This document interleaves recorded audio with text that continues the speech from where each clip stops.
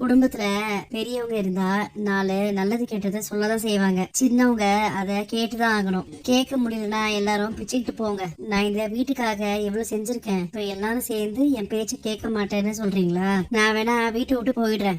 மரியாதை இல்லாத இடத்துல நம்ம இருக்க வேண்டாம். நீங்க வீட்டை விட்டு வெளியில போனா எல்லாருக்கும் என்ன காரணம் சொல்வீங்க? புதுசா வந்த மருமக ஜாகிங் போறா, அதை எங்களுக்கு பிடிக்கல அப்படின்னு சொல்வீங்களா? இதெல்லாம் ஒரு காரணம்னு சொன்னா எல்லாரும் சிரிப்பாங்க. ஒண்ணும் இல்லாத விஷயத்த பெருசா சண்டையாக்காதீங்க. எல்லாருக்கும் வேலை இருக்கு. எல்லாரோட நேரத்தை இப்படி வீணடிக்காதீங்க. அந்த பொண்ணு பயங்கரமா பேசுது இல்ல மலர்? அப்பாவும் கொஞ்சம் ஓவரா தான் பண்றாரு. மதி கத்தாம கோவப்படாம கேட்க வேண்டிய பாயிண்ட கரெக்டா கேக்குறா பாருங்க. மாமாவுக்கு என்ன பதில் சொல்றதுன்னே தெரியல. உனக்கே இவ்வளவு சந்தோஷம் மலருதுல.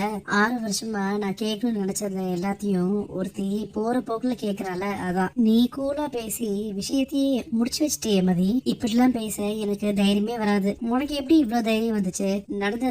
நடந்த மாதிரி பேசுறதுக்கு எதுக்கு தைரியம்? நம்ம பக்கம் நியாயம் இருக்கும்போது நாம எதுக்கு பேசாம இருக்கணும்? என்னாலாம் அப்படி பேச முடியாது. அவங்க என்ன சொன்னாலும் சரின்னு தலையாட்டிட்டு போறதுதான் எனக்கு பழகிடுச்சு. நம்ம கிட்ட மத்தவங்க எப்படி நடக்கணும்னு நாமலாம் சொல்லி தரணும். ஆமா, நீ எவ்வளவு சம்பளம் வாங்குற?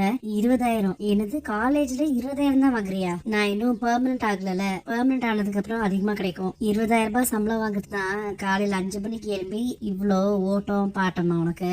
பாக்கியராஜ் பிகாம் தான் படிச்சான், ஆனா பேங்க்ல வேலை பார்க்கறான். சுரேஷும் ஏதோ டிகிரி தான் படிச்சான், ஆனா நீ என்னென்னமோலாம் படிச்சிருக்க, ஆனா இவ்வளவு கம்மி சம்பளம் வாங்குற பாரு. உன் சம்பளம் சுரேஷ் சம்பளத்துக்கு கிட்ட கூட வராது போல இருக்கே.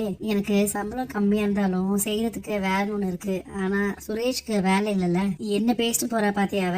இந்தாங்க பாக்கியராஜ், உங்களுக்கு ப்ரொமோஷன் வந்திருக்கு. உங்க சம்பளத்தையும் கொஞ்சம் ஏத்தி இருக்கோம். ரொம்ப சந்தோஷம். Thank you sir. மலரு, நீ உடனே கிளம்பி பேங்க் பக்கத்துல இருக்க ஐஸ்கிரீம் பார்லருக்கு வந்துரு.